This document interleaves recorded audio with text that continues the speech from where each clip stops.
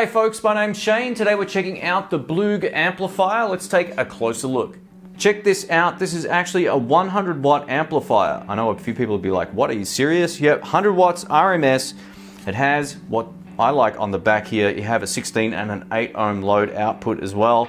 So depending on what type of speaking configuration in your cabs you run, you can run either 8 or 16 ohms, no problems at all. Another thing which makes this unique as well, it has a record out function, so you can just use it straight into a PA system, a mixer, a recorder, or any type of digital interface that you might have for your computer, and you'll be good to go. The way the amp works is it has 4 channels. It has a clean, which you turn on and off via this foot switch here, and then you can select between vintage, classic, and modern. These are all different gain stages. Vintage is pretty much my favorite, so it will do blues and classic rock. Classic will do classic rock, maybe a little bit heavier as well, and the modern's for people who like to shred. I can't shred, so you're gonna hear me clunk around. No matter which channel that you use on this amplifier, you'll switch back and forth between the clean using this button here. We're gonna test this with some pedals as well. It works great on the clean channel with some pedals. And we also have a boost that's functional on every single channel, which is amazing. You can only switch between whichever one you've chosen and the clean channel. That's enough for most people. So it's essentially a 2-channel amp, but with 2 extra options. You can look at it that way. We have a 3-band EQ, bass, middle, treble. We have a reverb control, digital reverb, obviously based on the size of this thing. And we have a master output volume over here. And this button on the right actually turns the reverb on and off. As you can see, looking at the amplifier in the close-up, it has a nano tube in the middle. It's not a 12AX7 or any regular conventional type of tube. These are supposed to last for a long, long time.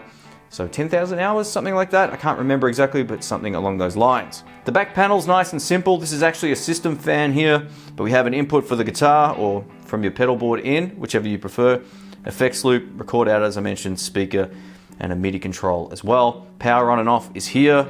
These controls on the side of the unit essentially adjust the tone and volume for each of the channels, so you can set them up accordingly to your live specification. If you want one channel a lot louder than another, you can essentially just change them from here. You can also adjust the boost as well as some of the tonal parameters. The one downside of this is these are kind of hard to turn. I know that sounds a little bit ridiculous, but they're kind of clunky. They make a kind of noise when you turn them. I don't know if it's just this one, but I guess they've made them tight on purpose so they don't get moved around. You kind of got to get your thumbnail in there to really, if you've got one, or a coin or something, just to turn them. They do feel a little bit flimsy, but you know, so far so good. This particular switch is one of my favorites. This controls the noise gate. I like to have it on soft, so even if I'm not playing and you normally maybe not turn your guitar down, eventually the sound will just cut out, which is awesome. The more gain you have, the louder that ambient sort of hum's gonna get, so you probably want to have it on metal if that's the kind of music you're playing, or you can simply just have it off. This switch controls the parallel or serial effects loop option as well. I'm not going to be testing the effects loop with this amp, we're just going to be using some pedals right in the front. Overall, this amplifier is extremely light, and like I said, it only weighs about as much as 2 regular pedals. I know this looks extremely heavy, but it's not. It doesn't weigh much at all. A huge thanks to Sky Music for letting me borrow this. If you live in Melbourne, Australia, definitely check them out. I'll post all the links on screen and in the description below. I'll also post links through to this so you can see their official website as well. I'm looking forward to testing this, so let's get into it. Let's kick this off. I'm playing my Little Crow Raven electric guitar. It's an Australian-made guitar with Briley pickups, neck pickup.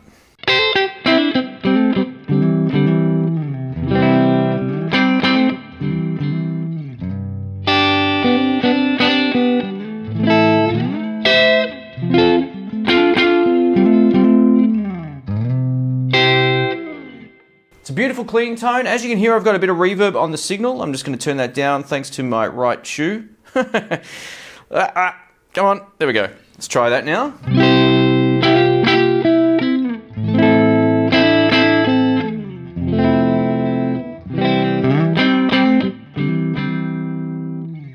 I've just turned up the mids and treble.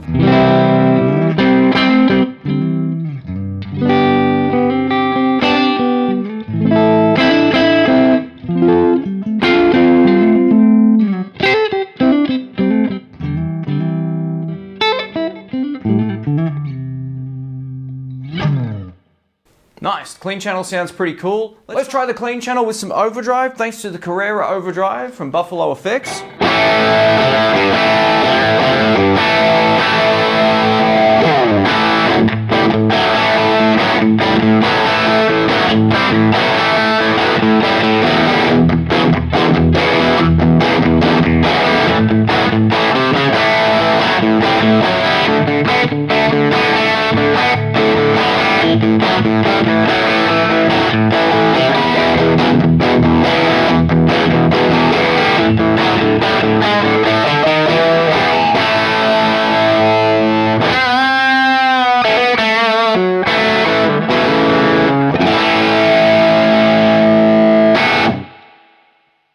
Now, even if you didn't like the overdrive channels on this amp, which I haven't even got to yet, you can definitely use your favorite overdrive straight into the clean channel and it sounds cool.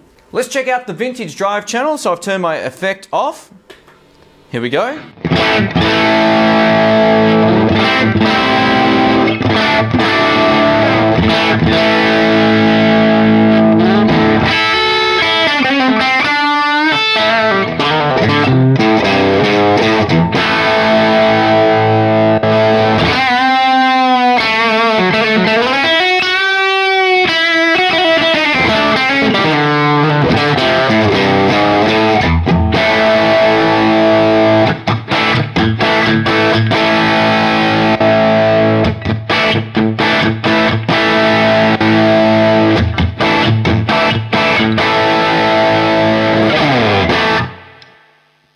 Two things to pay attention to right now would be when I click the boost, there's an audible sort of drop in signal just for that brief moment before the boost actually kicks in, and same when you turn it off.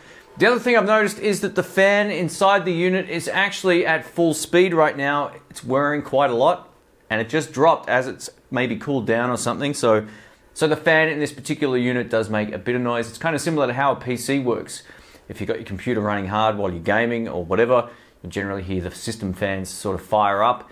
And then when you go back to using Microsoft Excel or whatever, you'll hear it all drop back down. So similar kind of thing. It seems to be like the more you push this or the more you use it, the more the fan sort of works. But at least it keeps it cool, so that's a plus as well.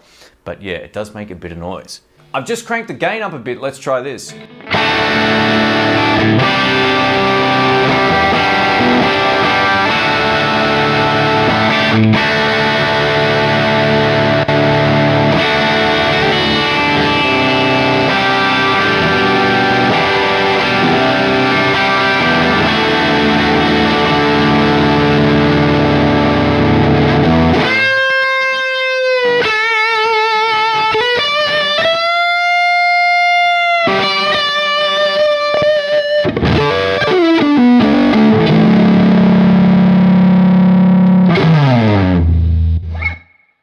Now, as I push the amp into that sort of amount of distortion, I do lose a little bit of high end. I think that's a little bit inherent of that Marshall sound.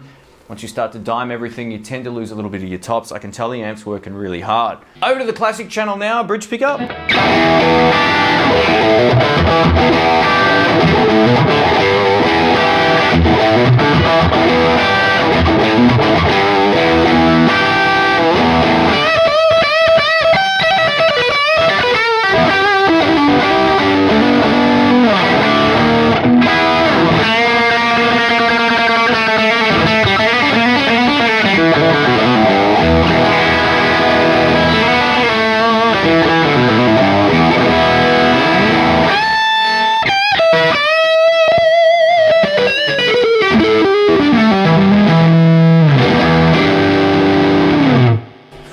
Oh, yeah, that's cool.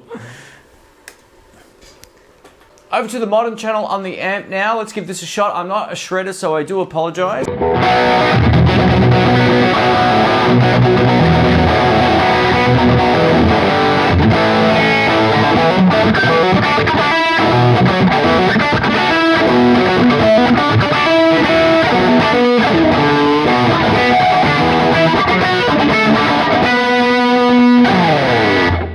Let's try that with the boost.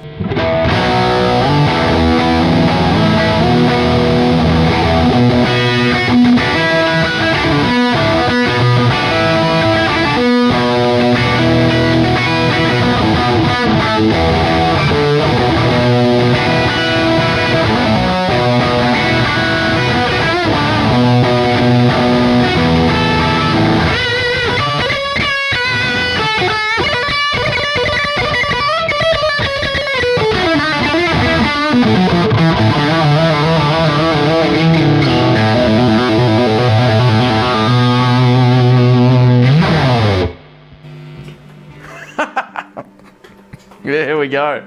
The fan on this thing is going absolutely nuts right now. That's awesome. All right, just so you can hear the fan, here's my shirt mic.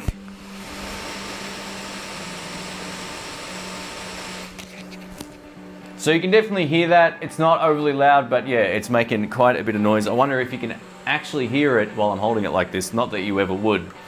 over my actual voice right now, but yeah, that's pretty funny. I like the power button right at the back too. Pretty cool.